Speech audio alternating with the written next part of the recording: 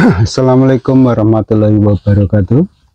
Ketemu lagi di Kubontoro Channel yang membagikan tips-tips seputar merpati dan serba-serbinya. Kali ini saya akan mencoba menjawab pertanyaan dari Mas Yulian, akun Yulianti Sari ya, yang mempertanyakan masalah burung kolongan, apakah harus kental untuk rambunan gersiknya. Kalau menurut saya iya Mas. Jadi kalau untuk merpati yang player, misalnya rumahan ataupun kolong, itu kalau menurut saya ya, itu harus ada unsur gersiknya untuk di muka ya Mas. Di daerah muka itu harus kental gersiknya, karena tujuan untuk jadi player itu kita cari emosi yang bagus, sehingga kemauan turunnya, kemauan bersaingnya juga harus ada. Kemudian didukung dengan badan yang misalnya Jawa, untuk badannya tebal, halus, kemudian didukung juga bulu-bulu yang halus, maka itu mendukung kecepatan turun. Ketika emosi sudah muncul, sudah ada, bagus, kemudian didukung badan yang atau piranti lain yang memang mumpuni untuk turun, itu kencang. Kemudian rasa bersaingnya juga itu bagus. Jadi dengan harapan ketika kita punya player yang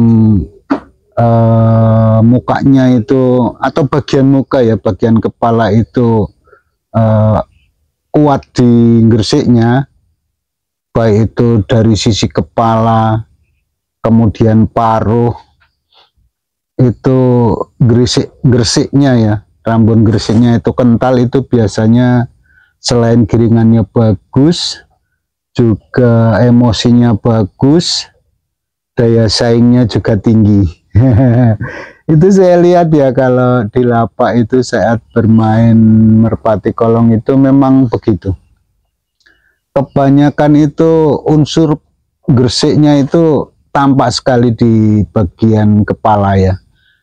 Baik itu dari sisi paruh, misalnya dari paruhnya itu kentara sekali gersiknya, itu nanti kadang di kepala itu bulat, unsur Jawanya, kemudian ada yang kepalanya agak lancip gitu ya, kayak burung pos begitu, kemudian tapi paruhnya itu runcing, tipis runcing, agak panjang maupun agak pendek, yang penting runcing tipis.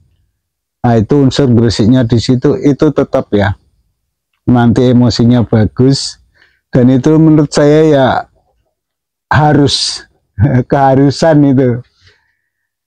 Kemudian dari alisnya juga, alis-alis yang jenis-jenis gersik gitu ya, yang alis-alis tipis, jangan yang tebal kayak burung pos itu. Walaupun agak tebal nggak apa-apa, tapi warnanya putih itu juga bagus. Tapi jangan sampai yang besar sekali itu alisnya, jangan sampai yang tebal ya, jangan sampai tebal sekali alisnya. Itu nanti lebih ke pos, nanti daya saingnya kurang bagus.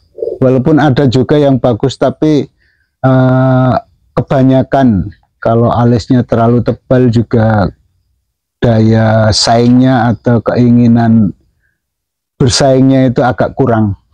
Jadi kebanyakan yang sifat bertarung atau saing, istilahnya daya saingnya kuat, itu yang alisnya tipis. Nanti alis itu kadang mengikuti warna bulu, misalnya megan ya alisnya mungkin agak megan, atau berumpung agak berumpung, merah juga merah. Walaupun nanti ada megan yang alisnya merah juga nggak masalah, kan ini cuma terbangan nggak jauh ya istilahnya. Kalau untuk kolongan itu kan cuma 1 kilo lah paling jauh. Beda kalau untuk rumahan kan sampai alis saja diperhatikan. Jadi begitu ya, akun Yulianti Sari. Memang harus itu, jangan sampai unsur gresiknya itu hilang dari bagian muka ya, bagian kepala.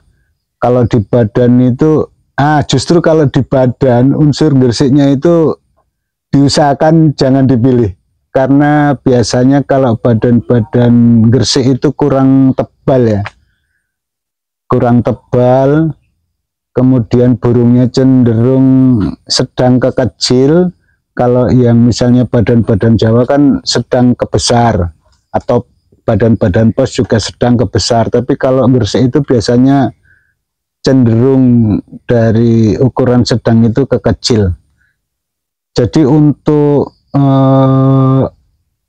walaupun mungkin ada beberapa teman yang bermain yang badan-badan gresik itu dipakai, mungkin juga bisa membanggakan, tapi kalau menurut pengamatan saya lebih cenderung ke badan yang Jawa atau pos, tapi untuk kepala, muka itu unsur gersiknya di situ. Jadi jangan sampai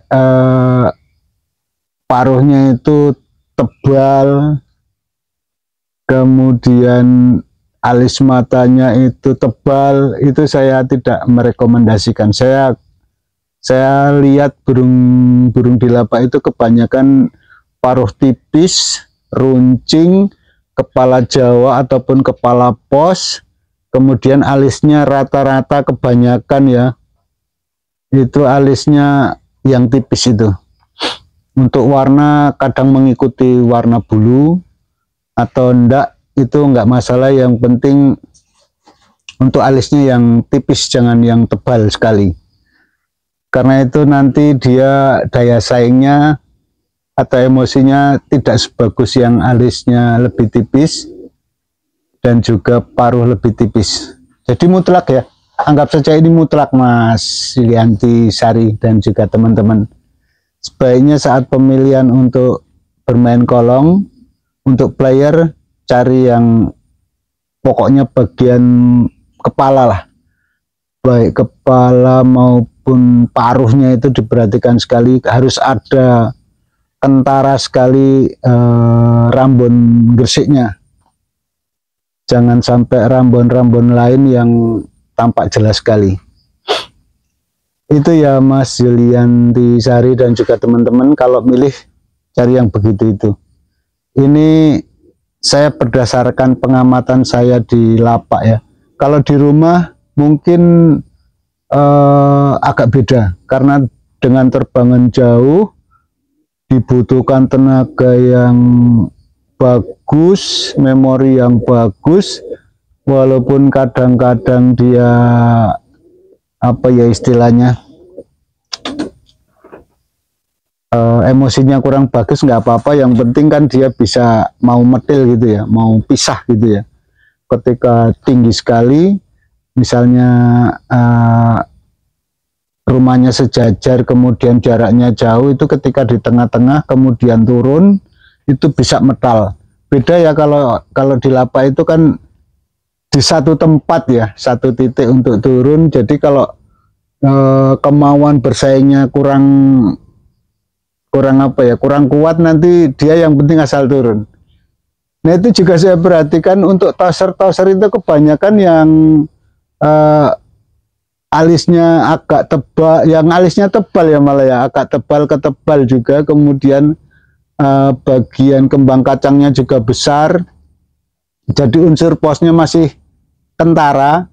Itu biasanya dia terbangannya tinggi, kemudian dia ngantar sampai di atas kolong, walaupun yang penting dia asal turun aja gitu. Dia istilahnya apa ya, marah itu bahasa Indonesianya, memberikan contoh.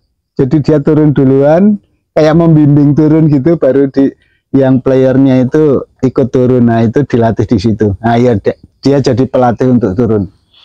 Inisiatif turun itu ada di toser, itu biasanya toser yang saya lihat ya, itu untuk ngangkat burung itu biasanya yang model-model alisnya tebal, kemudian paruhnya agak tebal gitu.